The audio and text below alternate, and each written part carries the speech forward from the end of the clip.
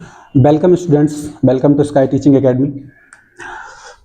आज हम पढ़ेंगे रस। तो आप पहले समझते हैं कि रस होता क्या है। रस जो होता है, ये जो पंक्तियों को, किन्हीं पंक्तियों को पढ़कर या किसी तरह के दृश्य को देखकर जब हमारे मन में जो भाव उत्पन्न होते हैं, या उन्हीं को हम रस कहते हैं। वैसे तो रस को आप आनंद बोल सकते हैं। तो अगर मान लीजिए किसी पंक्ति को पढ़ के हमें डर लग रहा है, भय का उत्पन्न हो रहा है, तो वो एक रस वो भी उत्पन्न करेगा, भयानक रस। कहीं अगर हमें पढ़ के हास्य आ रहा है तो वो हास्य रस उत्पन्न करेगा। आप ऐसे समझ सकते हैं, मान लीजिए हमने एक और शेर को देखा, एक और अजगर को देखा और हमारे मन में भय उत्पन्न हो गया। तो जो हमारे मन में भय उत्पन्न हुआ वो हमारे लिए भय के भयानक रस की निष्पत्ति करेगा। ये तो हो गया इसके मतलब जो है रस क्या होता है। ये बात करते हैं, रस के कई सारे अंग होते हैं, जैसे अनुभाव, विभाव, संचारी भाव, ये सारे रस के अंग हैं। तो ये अंग भी आप इसी एग्जाम्पल से समझ सकते हैं। मान लीजिए शेर को देखा और अजगर को देखा दूसरी ओर, तो इन दोनों को देखकर, इन दोनों के कारण, ये दो कारण हैं, शेर का और अजगर का कारण है कि हमारे मन में भय उत्पन्न हुआ।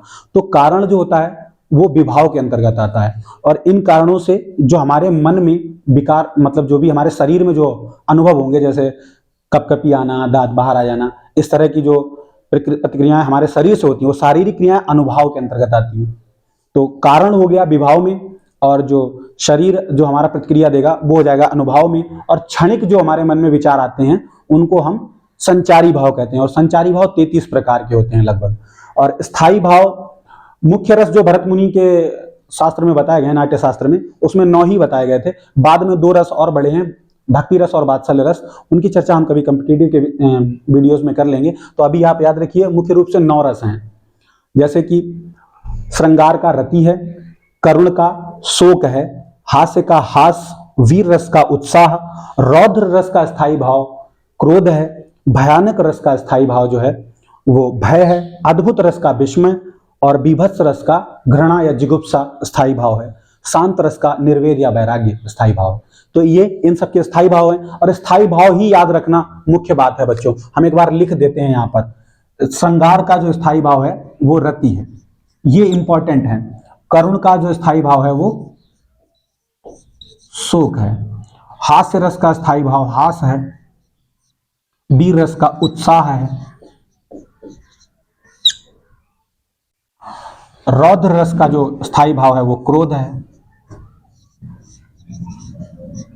भयानक रस का जो स्थायी भाव है वो भय है, अद्भुत रस का स्थायी भाव विस्मय है, बीभत्स रस का जो स्थायी भाव है वो जिगुप्सा जुगुप्सा जुगुप्सा जिगुप्सा या घृणा बोल सकते हैं इसको, ठीक है। ये इसका स्थायी भाव है बीभत्स रस का। तो आपने अभी ये स्थायी भाव जो देखे, परिभाषा अगर आपको स्थायी भाव याद रहे तो परिभाषा बहुत आसान है। शांत रस का निर्वेद है, निर्वेद या वैराग्य बोल सकते हैं, ठीक है। ये हो गए स्थायी भाव। अब देखिए परिभाषा कितना आसान हो जाती है इनको जानने के बाद। श्रृंगार के होते हैं 2 भेद, संयोग श्रृंगार और वियोग श्रृंगार। तो इसको पहले अलग से हम समझ लेते हैं, बाकी बाद में हम बताते रहेंगे।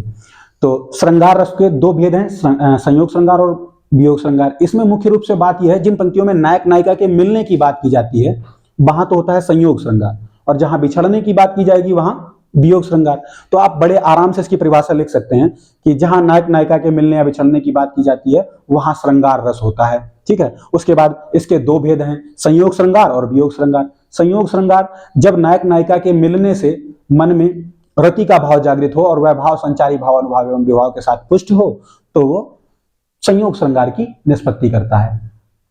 और वियोग श्रृंगार जब नायक नायिका के बिछड़ने की बात किन्हीं पंक्तियों में की जाए, तब जो मन में रति का भाव जागृत होगा वह अनुभाव, विभाव एवं संचारी भाव के साथ पुष्ट होकर वियोग श्रृंगार की निष्पत्ति करेगा। इन दोनों के अलग अलग एग्जाम्पल्स भी हैं। संयोग में आप लिख सकते हैं,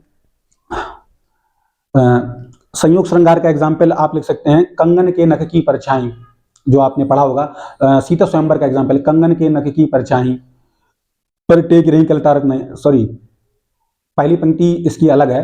राम को रूप निहारत जानकी कंगन के नख की परछाई, याते सब सुधि भूल गई पलटे की रही करतारत नहीं। वो वहां पर का जिक्र है जब माता सीता पहली बार भगवान श्री राम को देखते हैं, दुल्हा श्री राम बने वाली पंक्तियां जो हैं वो श्रृंगार रस के संयोग का एग्जाम्पल है। ठीक है, आप इन्हीं दो पंक्तियों को लिखकर आराम से काम चला सकते हैं एग्जाम्पल में। राम को रूप निहारत जानकी कंगन के नख की परछाई, याते सब सुधि भूल गई पलटे टारी रही करतारत नहीं। ये जो पंक्तियां हैं ये श्रृंगार रस में संयोग के एग्जाम्पल में लिखी जाएंगी। बात आती है वियोग की, तो वियोग के एग्जाम्पल में आप लिख सकते हैं हे खग मृग हे मधुकर श्रेणी, तुम देखी सीता मृग नैनी। ये पंक्ति बहुत अच्छे से आप वियोग श्रृंगार में यूज कर सकते हैं। और करुण रस की अगर आप बात कर लेते हैं, श्रृंगार अगर आपके समझ में आ गया हो तो करुण रस का जो स्थायी भाव है शोक है, परिभाषा स्थायी भाव से बनेगी, ये आप याद रखिएगा। श्रृंगार का रति, करुण का शोक, तो शोक के हिसाब से इसकी परिभाषा बनेगी जिन पंक्तियों को पढ़कर मन में शोक का भाव उत्पन्न होता है, या जहां बंधु विनाश या किसी प्रिय वस्तु के अनिष्ट होने की बात की जाती है तो वहां मन में शोक का भाव उत्पन्न होता है, और यह भाव जब अनुभाव विभाव एवं संचारी भाव के साथ पुष्ट होता है तब यह करुण रस की निष्पत्ति करता है। समझ लीजिए, परिभाषा आप अपने हिसाब से लिख दीजिएगा, मुख्य बात यह है। तो हास्य रस का स्थायी भाव करुण का एग्जाम्पल देख लेते हैं। करुण का एग्जाम्पल अभी बंधा था मुकुट, अभी बंधे हथे हल्दी के हाथ, एक तो आप ये लिख सकते हैं। ठीक है, दूसरा करुण का एग्जाम्पल आप ये भी लिख सकते हैं जो अभी हमने वियोग में बताया था, क्योंकि वो वियोग में पंक्तियां विलाप करते हुए भगवान श्री राम ने बोली थी, तो वो दोनों जगह लिखा मिलता है एग्जाम्पल। हे खग मृग हे मधुकर श्रेणी, तुम देखी सीता मृग नैनी। हे खग मृग हे मधुकर श्रेणी। ठीक है, तो ये करुण रस का एग्जाम्पल बन जाएगा। तो इसके बाद बात करते हैं हास्य रस की। तो हास्य में आप शिव समाज की बारात वाला एग्जाम्पल लिख सकते हैं, नाना वाहन नाना भेषा देखे शिव निज समाज विशेखा, ऐसे करके एग्जाम्पल एक शिव समाज का हास्य रस का था। एक बढ़िया एग्जाम्पल ये वाला है हास्य रस का जो हमेशा याद रहता होगा बच्चों को, शीश पर गंगा हास्य भुजनी भुजंगा हास्य, हास को दंगा भयो नंगा के विवाह में। ये एग्जाम्पल आप हास्य रस में यूज कर सकते हैं। परिभाषा सेम रहेगी। हास्य स्थायी भाव अगर आपको याद है तो आप बोल सकते हैं जिन पंक्तियों को पढ़कर या देख किसी ऐसे विचित्र वेशभूषा या वेशभूषा को देखकर, कोई भी एक चीज आप शुरुआत में लिखिएगा, किसी की विचित्र वेशभूषा चेष्टा इत्यादि को देखकर मन में जो हास का भाव जागृत होता है, वह हास का भाव जब अनुभाव विभाव संचारी भाव के साथ पुष्ट होगा तो वह हास्य रस की निष्पत्ति करेगा। ठीक है, दूसरा आप शुरुआत इस तरह कर सकते हैं कि किन्हीं पंक्तियों को पढ़कर जब मन में हास्य का भाव जागृत हो। तो एक ही परिभाषा आप याद रखिएगा, एक ही फ्रेम रखिएगा सारी परिभाषाओं का, और उसमें स्थायी भाव के हिसाब से ऐड करके आप परिभाषा आराम से लिख देंगे आसानी से। और मुख्य तो आपके लिए 4 ही, खैर हम आगे आपको 3-4 और बताएंगे जो मेन है। वीर रस का स्थायी भाव बच्चों उत्साह है। वीर रस का स्थायी भाव उत्साह है। जब किसी पंक्ति को पढ़कर या किसी युद्ध वगैरह को देखकर या किसी युद्ध के वर्णन को पढ़कर जब मन में उत्साह का भाव जागृत होता है तो वह उत्साह का भाव जब अनुभाव विभाव संचारी भाव के साथ पुष्ट होगा तब वह वीर रस की निष्पत्ति करेगा। एग्जाम्पल बहुत बढ़िया, आपको हमेशा से याद रहता होगा। चल चेतक तलवार उठा करता था भूतल पानी को, राणा प्रताप सिर काट काट करता था सफल जवानी को। बच्चों ये आपको मेन चीज है, ये याद रखना हमेशा, स्थायी भाव। परिभाषा इसी से बननी है सारी। ठीक है, और एक ही परिभाषा रखिएगा, आसानी रहेगी लिखने में। अब वीर रस की परिभाषा लिखने को आए तो बस आपको इतना करना है, युद्ध का वर्णन देखकर जब भी मन में युद्ध या किसी अन्य उत्साह वाली पंक्तियों को पढ़कर जब भी मन में उत्साह का भाव जागृत होता है, वह उत्साह का भाव जब अनुभाव विभाव संचारी भाव के साथ पुष्ट होता है तो वह वीर रस की निष्पत्ति करता है। सेम परिभाषा ऐसे ही बन जाएगी। आगे बात करते हैं रौद्र रस की। तो रौद्र रस का स्थायी भाव क्रोध है। रौद्र रस का स्थायी भाव क्रोध है, और जब कभी मन में क्रोध जागृत हो किसी पंक्ति को पढ़कर, तो जब क्रोध का भाव जागृत होगा वह जब अनुभाव विभाव संचारी भाव के साथ पुष्ट होगा तब वह रौद्र रस की निष्पत्ति करेगा। आसान है। तो रौद्र रस का एग्जाम्पल देख लेते हैं। उस काल मारे क्रोध के तन कांपने, उसका लगा मानो हवा के जोर से सोता हुआ सागर जगा। ये एग्जाम्पल आप रौद्र रस में एग्जाम्पल बहुत अच्छे से यूज कर सकते हैं। ठीक है, बढ़िया है, आसान है, यही पंक्तियां याद कर लीजिएगा आप। भय का देखते हैं, भयानक रस। भयानक रस का बहुत अच्छा एग्जाम्पल याद है हमें। खैर हम देखते हैं पहले, भय तो इसका स्थायी भाव है, परिभाषा सेम बनेगी, वही परिभाषा फिर हम रिपीट करेंगे। जब किन्हीं पंक्तियों को पढ़कर मन में भय का भाव जागृत हो, और यह भय का भाव जब अनुभाव विभाव संचारी भाव के साथ पुष्ट होता है तब यह भयानक रस की निष्पत्ति करता है। तो भयानक रस की एग्जाम्पल क्या होगी, एग्जाम्पल देख लेते हैं। एक ओर अजगर लखी, एक ओर मृगराय, पड़ो बटोही बीच ही पर्यो मूर्छा खाए। एक ओर मृगराय, एक ओर अजगर लखी, एक ओर मृगराय, परो बटोही बीच ही मूर्छा खाए। ऐसे करके लिख दीजिएगा, ठीक है। ये भयानक रस का एग्जाम्पल बन जाएगा। बात करते हैं अद्भुत रस की। तो अद्भुत रस में भी विस्मय, इसका मतलब जो आश्चर्य जब हो, किसी पंक्ति को पढ़कर आश्चर्य का भाव मन में जागृत हो, और ये आश्चर्य का भाव जब भी अनुभाव विभाव एवं संचारी भाव के साथ पुष्ट होगा तब ये अद्भुत रस की निष्पत्ति करेगा। इसके लिए बहुत अच्छा दृश्य जब यशोदा मैया जब देखती हैं भगवान श्री कृष्ण को मिट्टी खाते हुए और वो उनको मुख खोलने के लिए कहती हैं, वहां पर कई एग्जाम्पल बहुत अच्छे से लिखा हुआ है। देखिए आप, विस्मय के लिए उनको आश्चर्य होता है मुख में ब्रह्मांड देखकर भगवान श्री कृष्ण के। तो देखते हैं एग्जाम्पल को। अखिल भुवन चर अचर सब हरि मुख में लखिमात, चकित भई गद गद वचन विकसत द्रग पुलकात। बढ़िया सा एग्जाम्पल ये अद्भुत रस का। इसके बाद हम देखते हैं विभत्स रस को।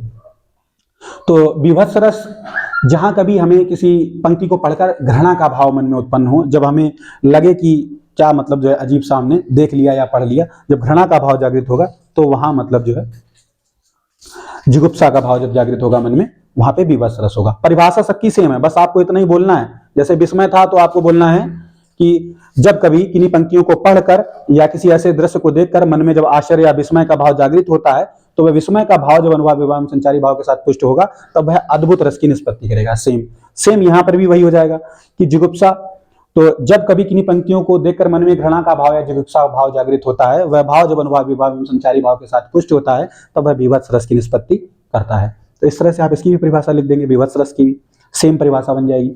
इसके बाद बात करते हैं इसके एग्जाम्पल की विभत्स रस के। तो हम आपको बताते हैं बच्चों को अक्सर क्लास में कि हरिश्चंद्र जी की जब ड्यूटी लगा दी गई थी, राजा हरिश्चंद्र हुए हैं जो इतिहास में, तो राजा हरिश्चंद्र की ड्यूटी जब शमशान में लगी थी तो उन्होंने एक पंक्तियां मतलब जो है वहां पर की हैं उसी प्रकरण की, कि सिर पर बैठो काग आंख दो खात निकारत। ये पंक्तियां आप इसमें एग्जाम्पल में लिख सकते हैं विभत्स रस के, बढ़िया रहेंगी, ठीक है। इसके बाद बात करते हैं शांत रस की। शांत रस ये आपको मीरा के पंक्तियों में बहुत बार मिलेगा, वैराग्य उनकी एक कई पंक्तियों में झलकता है। तो वैराग्य की पंक्तियां जो हैं आप यहाँ पे यूज करेंगे। और निर्वेद इसका स्थायी भाव है, तो निर्वेद के हिसाब से इसकी परिभाषा लिख देंगे आराम से, जैसे बाकी परिभाषा हमने बोली वैसे इसकी बोलेंगे कि जब कभी भी मन में किसी पंक्ति को पढ़कर मन में वैराग्य का भाव जागृत हो और यह वैराग्य का भाव जब अनुभाव विभाव संचारी भाव के साथ पुष्ट होता है तब यह शांत रस की निष्पत्ति करता है। सेम परिभाषा बन जाएगी। तो बात करते हैं निर्वेद इसके एग्जाम्पल की। मन मस्त हुआ फिर क्यों डोले, हीरा पायो बाको गठियायो, बार बार फिर क्यों खोले। ऐसे करके इसका एग्जाम्पल है, ठीक है। मतलब एक बार भगवान की भक्ति में लग गए तो फिर जरूरत नहीं किसी और चीज को देखने की। इस तरह से आपने सारे रस को देखा और आपके लिए एग्जाम से के हिसाब से केवल ये 4 रस महत्वपूर्ण हैं, सबसे ज्यादा ये 4 इंपॉर्टेंट हैं। आप इनको पढ़िएगा ध्यान से, और मुख्य रूप से तो 4 भी छोड़ दीजिए, अगर बात करें तो यहीं तक बस काम हो जाता है। पेपर में आपको यही 4 ऊपर के मिल जाएंगे एकेडमी के पेपर में। बच्चों इसी तरह के नए नए वीडियोस देखने के लिए आप हमारे चैनल को सब्सक्राइब करें, स्काई टीचिंग एकेडमी को, और ऐसी नई वीडियोस हम आपके लिए लाते रहेंगे, इंपॉर्टेंट भी बताएंगे हम। और धन्यवाद।